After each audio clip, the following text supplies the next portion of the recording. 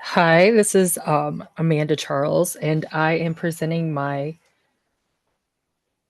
presentation, my proposal for curriculum for alternative schools, which I have learned through this project that alternative schools is just where they send kids that are behavioral.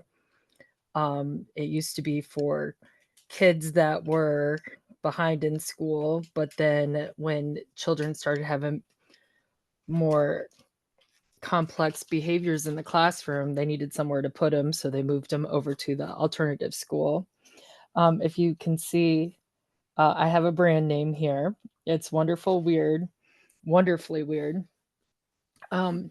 This is what I plan to pull together. This is actually a real project that I would like to present eventually and create. It's not just a format or a project to me. This is something that would really benefit kids in alternative schools. My sister currently has a job in the social emotional classroom at her school. And some of her stories have kind of affected me as well. But I have my own child in there, but we'll talk about that later. Um, Wonderfully Weird. I've always gone by Wonder Weirdo. It is a trade name that I have. Back in the day when you had emails, a lot of them had to have numbers. I searched and searched until I found something that I didn't have to memorize a number, which was Wonder Weirdo. So that has been my name and my title, my brand, so to say, since I've been 16. I'm 40 now.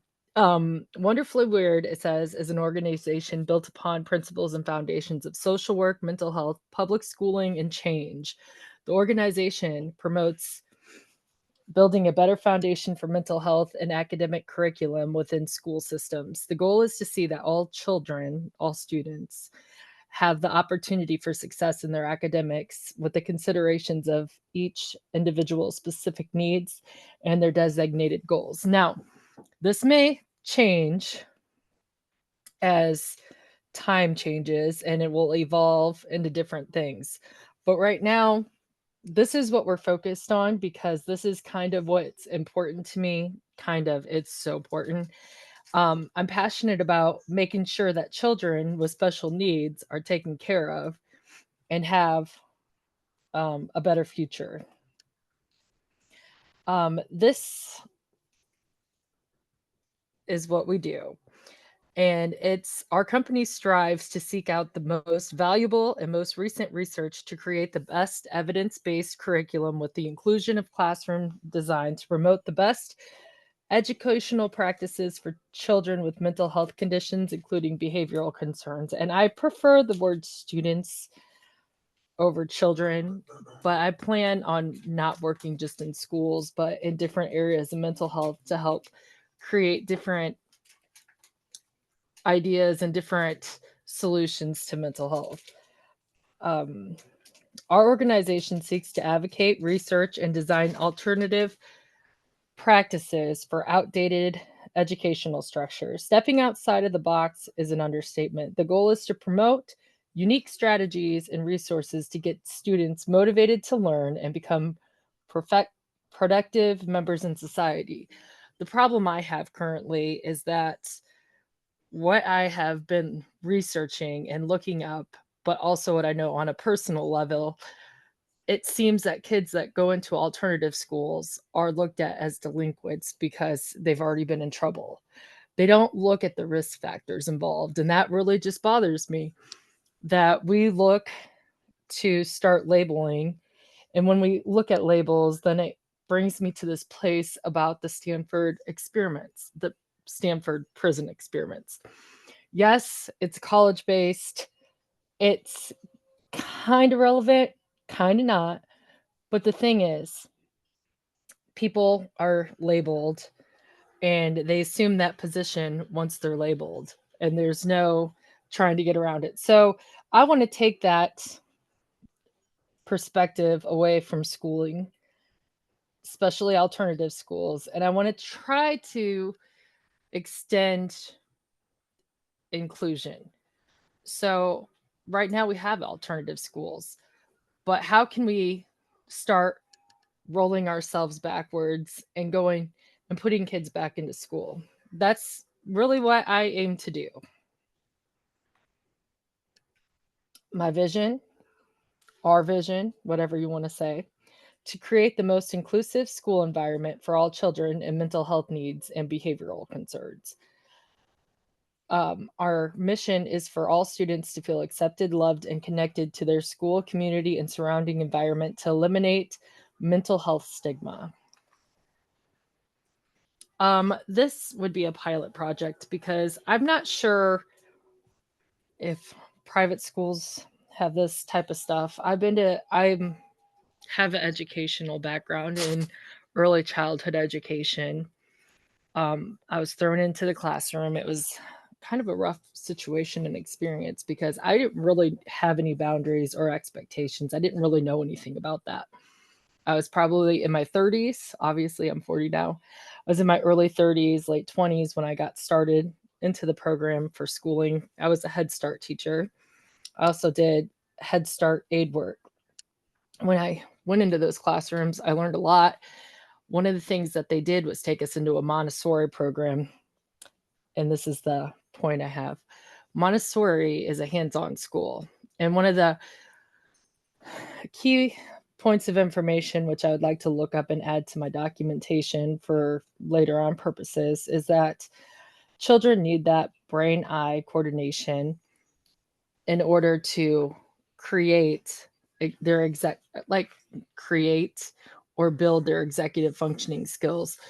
Executive functioning is what takes care of our self-regulation and helps us to be able to be in control of our behaviors. And now I might be telling it backwards. I might be a little off, but I do know that it has to do with how we challenge ourselves and how we work hands on. Therefore, saying that we have too many electronics, which is ironic because my whole project relies on electronics. So what I'd like to read here, I'll read this and then I'll explain. There are many elements and challenges of pulling together this pilot program, but when pulled together and appropriately implemented, the expected results should be increased learning and academic performance with the addition of stronger, more effective implementation of SEL, which is emotional learning, social emotional learning, strategies and skills within alternative classroom settings. The project will be defined as classroom management, classroom design and setting, and classroom curriculum and instruction with the inclusion of technology and hybrid implementations to promote effective engagement, representation, action, and expression, which is a part of the CAS framework, which is universal design. The idea would all be pulled into research. I'd have to do more research. I've done a lot of research already, but it would take the community pulling together and strategic planning to make this happen because I can pull together things, but what I think children need and what actually is needed are two different things. So we have to work together to kind of pull all these elements together. First of all, this project would start from the ground up. So we'd have to redesign the classroom. We want it to look different. Right now, when you go into my daughter's school, this is where I would love to have a pilot program put in place. They have a beautiful school, but there's a lot of flaws. It's an old, outdated building. A lot of times they've had to quit, they've had to call off school because of pipes busting or the temperature not being quite right. It's an old classroom setting. You go in there, they have projectors that work through the computer system. What I would love to see is a way to build either work with Google or Apple and build in smart boards and then create. I think that for children with alternative styles of learning and social emotional skills that are lacking, I believe that they need more of a handheld device like a tablet versus a laptop. I believe that children need movement and they need hybrid learning, which is inclusion of both the teacher instruction, classroom design, and electronical devices. I think it takes all these components to really pull together something. Plus, we also want to dig back and use some of our old fashioned curriculum and theories, such as Montessori. Um, One of the people that I've watched a biography on is Ron Clark, and I'd like to look at more of his methods because he was known for raising standardized, standardized testing scores for children in urban populations because he had a unique design in teaching.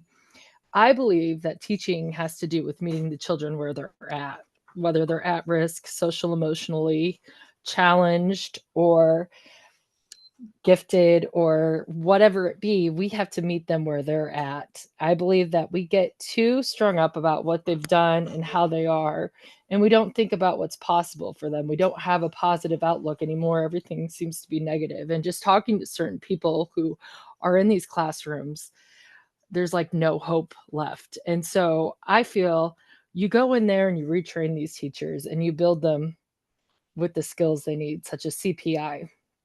There's a lot of children that are more physically violent and might have behaviors. Let's learn how to handle those behaviors in an appropriate manner. So I would suggest CPI skills be trained for every teacher, but they also need those elements of safety, which would come from Maslow's hierarchy of needs, making sure we're building from the bottom up, especially a lot of these kids being homeless right now, a lot of them being food deprived. So we would start, I'm all over the place, but you understand where I'm going with this. We're going to start with the classroom design. We're going to build that up.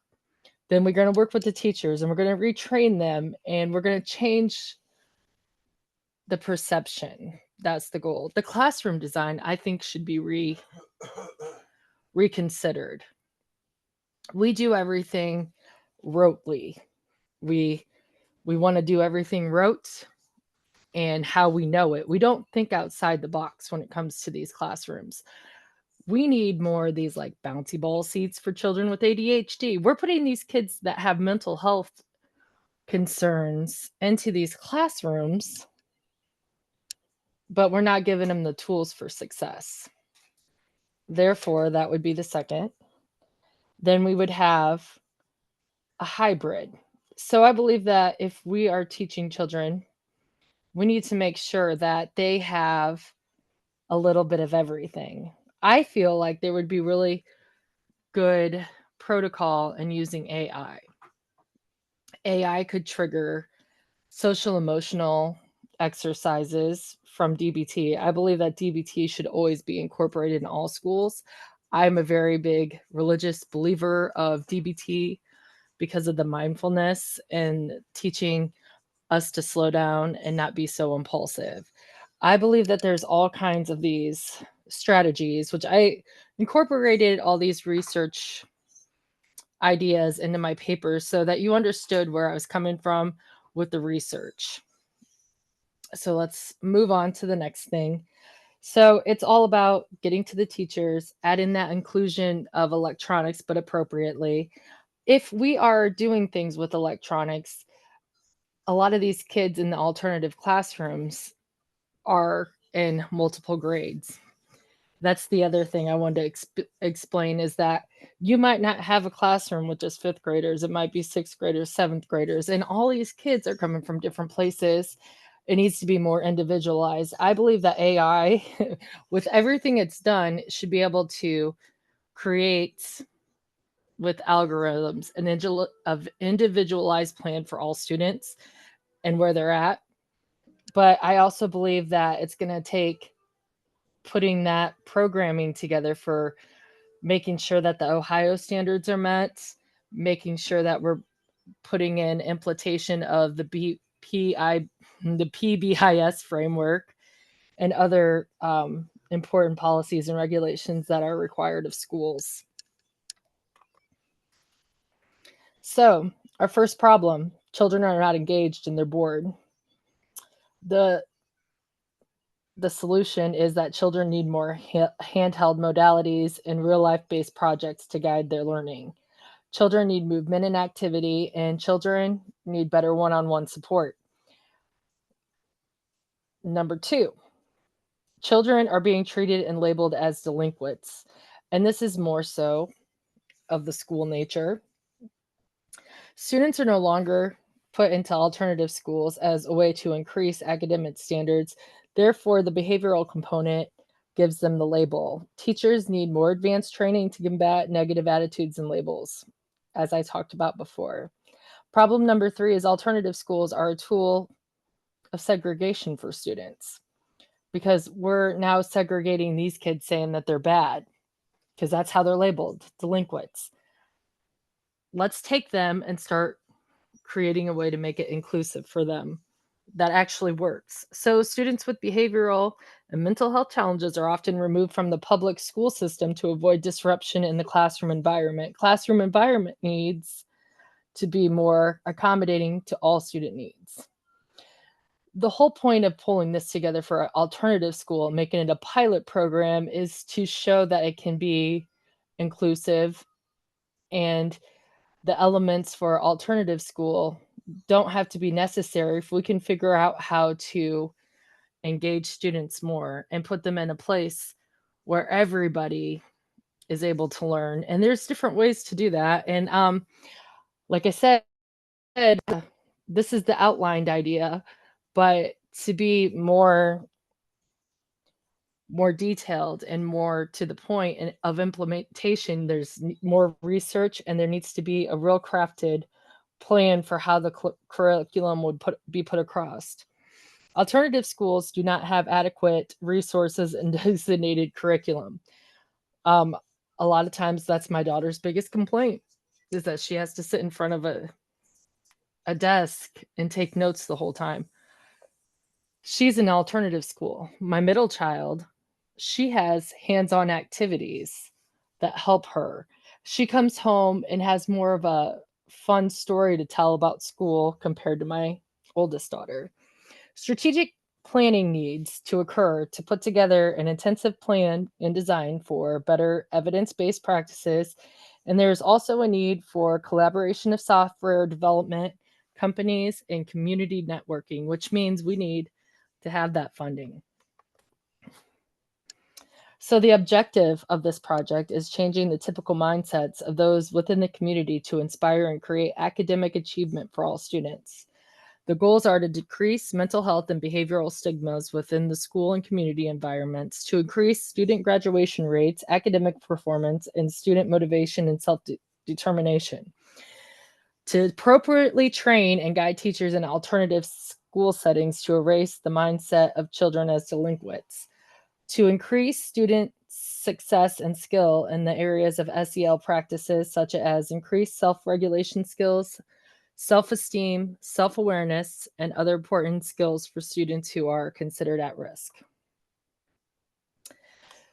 This is the SWOT analysis. I don't know that I want to read every single thing, but there are strengths here.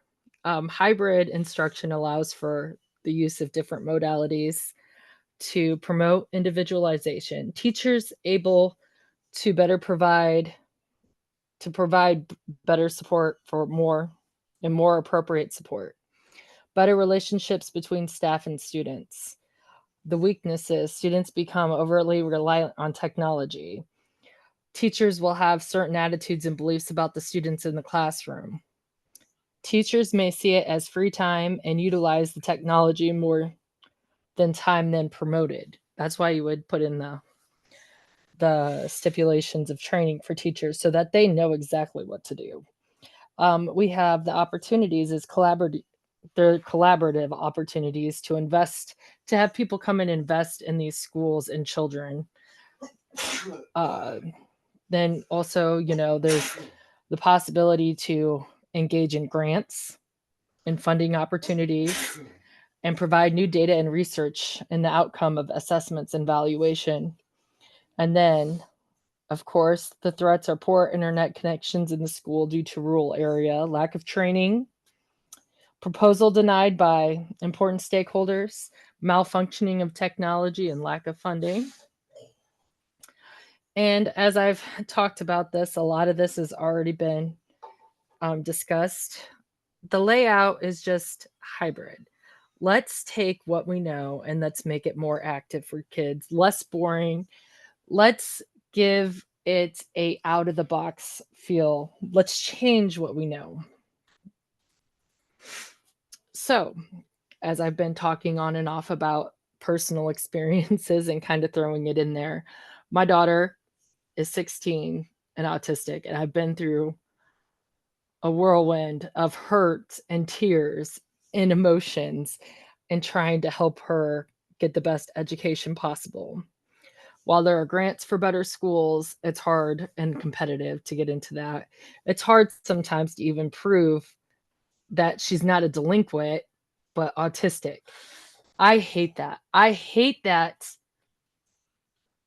people just look at mental health and instead of seeing mental health, they either see somebody as crazy, worthless, or even better yet, as just somebody that's not worth putting time and effort into. And that's how it often feels when you go up into these meetings is that your child needs to be segregated from everybody else because they can't handle what everybody else handles. This is such a tough thing for me as a parent, and that's why this is so important is that my daughter is so intelligent, but she's been able to manipulate her way out of the situation because of behaviors. She's not had enough support. She's been called a liar in school, which I've gotten somebody fired for because I was able to bring the proof.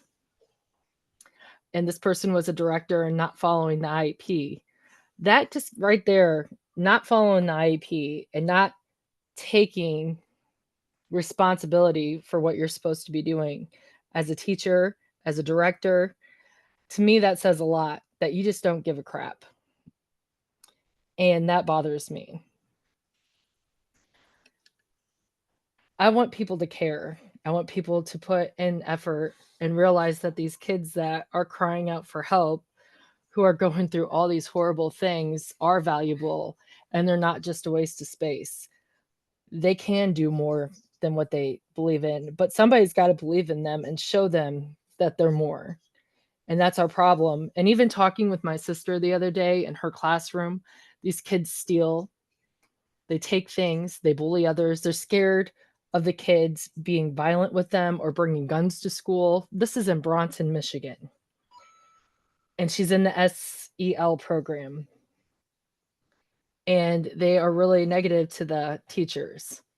But it doesn't have to be that way. We have to invest in them and believe in them and show them that they're not worthless and that they are more.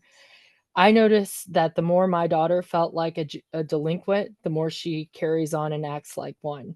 It's just like the Stanford prison experiments. They gave them the whistles and the uniforms, and they took control and power. They gave them the prisoner outfits in the other group, and they felt like they were prisoners, and they allowed the guards to treat them as such. And they weren't even in roles; they were just given these uniforms, and it automatically put a label on them. I believe that our perspective is all skewed in this area. So we really need to reach out and start making an attempt to show these kids that they are valuable and not give up on this. I feel like the more that we walk away from this, the worse our future is because we have a bunch of kids that just don't care anymore. And this is why I'm passionate about it. My daughter's very smart. She's always been smart, but when they pulled her into that program with the director, what happened was I saw something different in her. She started changing and she learned how to manipulate her way out of school because she didn't enjoy school. And it was because every time she got really involved and into it, nobody cared enough to show her the advantages of it. And I didn't even know at the time what to do. I was lost. I was crying. I was in tears. it really changed me. And she was running outside, she was being cornered in the school instead of teaching her how to use these social emotional skills. They were doing the opposite and they were trying to push her out so that she had to be at home. And they figure, oh, the mom doesn't care, so why should we? Let's make the mom take care of her. Well, that's not the case. I do care. I don't always have the answers. When it's your own child, it's so much harder. But we need to change things. Our kids need to believe in themselves. We're losing a whole generation of kids because of our ability to lack our a lack of respect for them. And I don't even know how to even continue on this conversation because it gets to me so bad. And just hearing my sister the other day and just knowing that there are people that are skilled in this that can do more and that she has the power to do more. She just doesn't realize it because she's still in that spot. So my thing is, ever since that my daughter has come to Ohio, she has done a lot better because they don't let her go home for every little thing and they help teach her. But she is bored. And when she is bored, she does stupid stuff that it makes absolutely no sense. The other day, she snorted coffee because she was given coffee in school to eat the grounds by a teacher. So then the policy had to change. But it's like a never-ending battle because you get a couple steps ahead just to fall a few steps behind. So it has to change. We have to start caring. So this was my presentation. I thank you, and I want to see more people invested in our youth.